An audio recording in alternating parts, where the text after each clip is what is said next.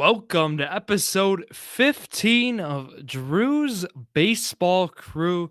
Here on this Monday evening, myself, Drew Skyberg, bringing you your winning lineup here on Phantasia Sports. And look, it's going to be a great episode. We have a great night of episodes planned as well. I mean, after this, I'll be taking a little break, and at 6:45 right away, I'll be bringing to you a fantasy football discussion with fans. So it's going to be myself on that. Zach Roush will be joining me, and it's going to be a good time. This will be coming out right after, again, on like all the listening platforms. This will be out tonight if you're listening. So the fantasy football thing will also be out as well. So go give both of those a listen. And you're already listening to one of them right now. So let's get right into it here for your winning lineup. I mean, the story we like to look at, is there games in Colorado? You bet there is. Our Milwaukee Brewers will be in Colorado. I mean, they are already in game one, but game two will be on Tuesday. That is a part of our slate. This is going to be a great time. Then also, the first game's at 5:35 Central. So it's a later slate, so that gives us a lot of time to adjust. That's going to be convenient here. Right, if you're playing on Phantasia, it includes all day games, includes all the games for their slate. So keep that in mind. So, yeah, I mean, join Phantasia Sports is the other story. That link will be down below with the link tree, I should add. And let's get into it because fantasy football for those leagues, it's starting as well. But we're talking baseball here. So, starting pitcher report, we always like to use Baseball Savant StatCast. So, always go check that out there. But look, the matchups that I was really looking at. So the theme, because I always like to take a theme from this starting pitcher report. But what I'm looking at, we're in September now, and my concern is what guys are going to be on pitch limits. How many innings are we going to get out of these guys? So there are some concerns with some of these guys that I'm looking at, like Jesus Luzardo against the Phillies. That might be a pretty good matchup, but is he going to be on a pitch limit? Look, Luzardo being a young stud.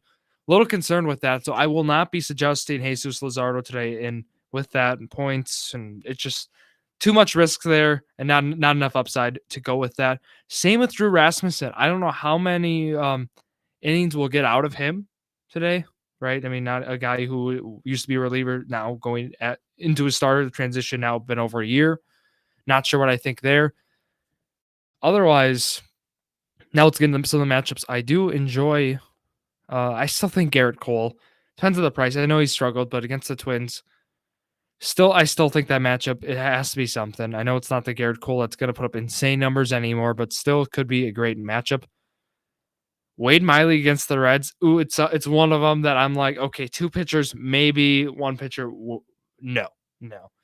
Otherwise, Jose Quintana against the Nationals. He's kind of in that Wade Miley role where he could be like a second guy you take.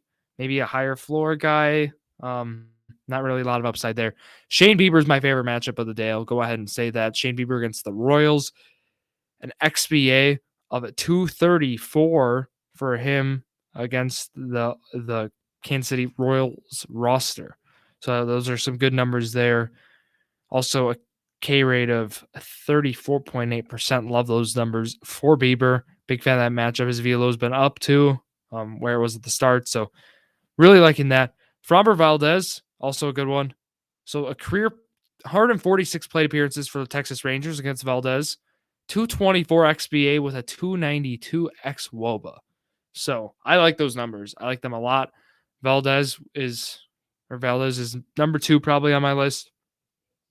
It's unfortunate Brandon Woodruff has a great matchup against Colorado, but at Colorado, so that makes me say no. I mean, and that's just unfortunate because I can't risk it in a points league. Cannot risk it, especially with 1, maybe 2 if you want to take him, but I still am not a fan of it. Joe Musgrove against the Arizona Diamondbacks, 218 XBA with a 236 xWOBA. So there's another. He's in the top 3 matchups. Bieber, Musgrove, and then probably Valdez are my top 3. I can't suggest Kyle Wright today against the Athletics. I know they're at Oakland Coliseum, so maybe I can, but like I feel like there's better options is where I'm going with that. Logan Gilbert against the White Sox is the sleeper one. If you get Logan Gilbert, 2-pitcher lineup, you go Gilbert and then one of those top 3 guys, I think you're in for a great day, is where I would say. And then Tyler Anderson's another great one. Depending on his salary, if you compare him, I think there's like 6, 7 good pitchers today. So looks good for fantasy. And that is your starting pitcher report. Let's go and let's talk some positions here. We'll start at catcher as always. Going through it, Travis d'Arnaud against Cole Irvin is my first one. I want to mention also William Contreras against Cole Irvin. I do like that matchup, even though it's in the Coliseum. And it depends if you can start Contreras at catcher. He's been DHing, so that's where I'd go with that. Omar Narvaez against Chad Kuhl, could be something there with it being in Colorado. Otherwise, catcher is kind of a tough position today.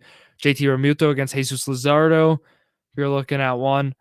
Adley Rutschman against Mitch White. I do like that matchup there for Adley Rutschman. Otherwise, Contreras against Justin Dunn.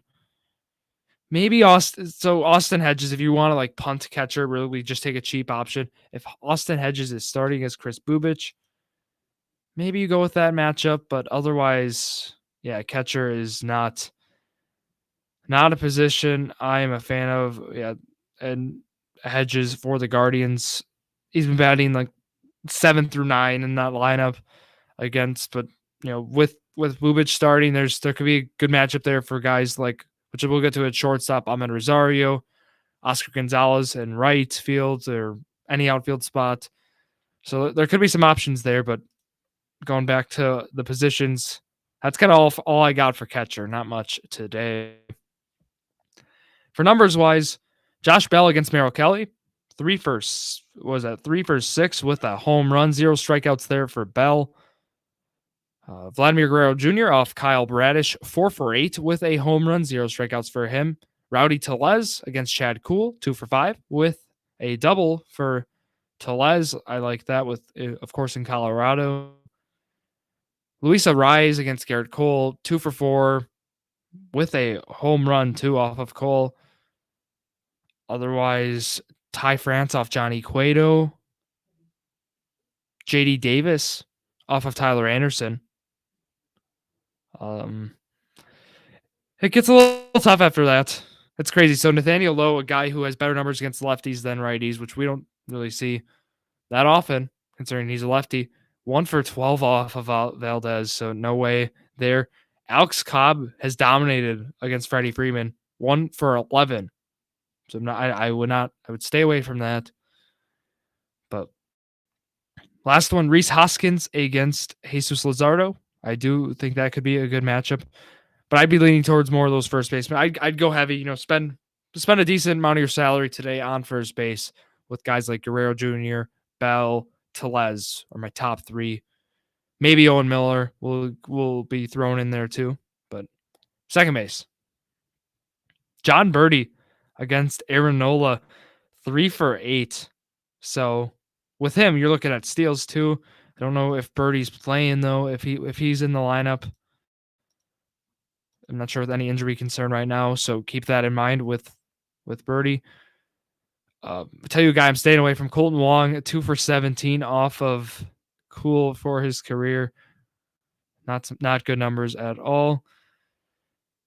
Jake Cronenworth against Merrill Kelly, 3 for 15. No way for him. Second base is just some tough spots. Tyro Estrada against Tyler Anderson. Could be a good matchup. Gavin Lux off Alex Cobb. I'd maybe go with that one.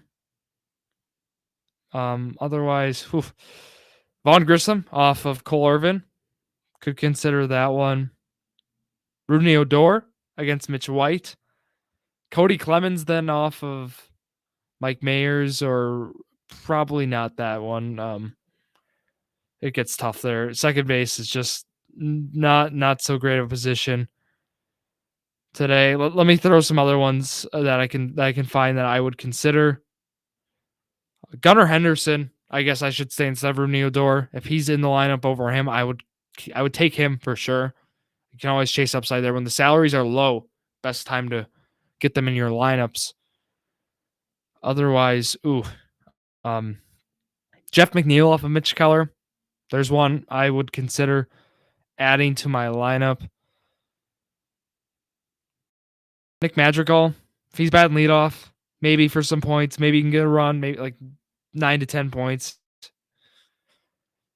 But yeah. Ooh. Keston here is starting for the Milwaukee Brewers. That's probably my final one that I could consider. Second base. I was stumbling through this one. Second base, just not a great position today in DFS or for Tuesday. Luis Urias, 2 for 5 off Chad Kuhl for his career. I know Urias has been struggling. Maybe something there. Why not try it out? Rafael Devers, who has struggled a little bit in the second half, 4 for 11 with a home run off of Rasmussen. Big fan of that matchup. Jose Ramirez off Chris Bubich. You hear a lot of Guardians today. I do like the Guardians and the Brewers for a stack, as you can tell. Maybe even the Atlanta Braves, even at the Coliseum, I would consider, and the Blue Jays too. Matt Chapman off Kyle Bradish. I'm for that one. Nolan Arenado, if you want to pay up. I know I just named like some guys you could just pay up for, but I would take Ramirez over Arenado if you're debating between those two. But yeah, third base, those are probably the main ones I'd like to throw at. If Gunnar Henderson, I'll throw him too. If he's third base eligible, second base eligible, preferably I'd play him at second. But worst case scenario, if you want to get Henderson in your lineup, I'd throw him at third. This would be my move. Shortstop, let's go to it. Corey Seager's like the lone Texas Ranger to have good numbers off Valdez. So he would be one if you're like, okay, I'm not taking Valdez and I want to get a Ranger in my lineup. Corey Seager's your guy. Carlos Correa off Garrett Cole, 4 for 7 for his career with a home run to 1 strikeout as well. Good numbers for him. Miguel Rojas has a 290 average for his career off of Nola. Andrew Velasquez off of Eduardo Rodriguez. Rodriguez has not gotten Velasquez out. So there's an angel who you can maybe sneak into your lineup. Bo Bichette, 3 for 7 for his career off Kyle Bradish. And those are the main ones. Tyler Walls off Rich Hill. I'd throw that in there. JP Crawford off Johnny Cueto. Nico Horner off Justin Dunn. Those are probably the main ones, I would say. Willie Adames, I should have added him because he's 3 for 6 and he's in Coors off Chad Kuhl.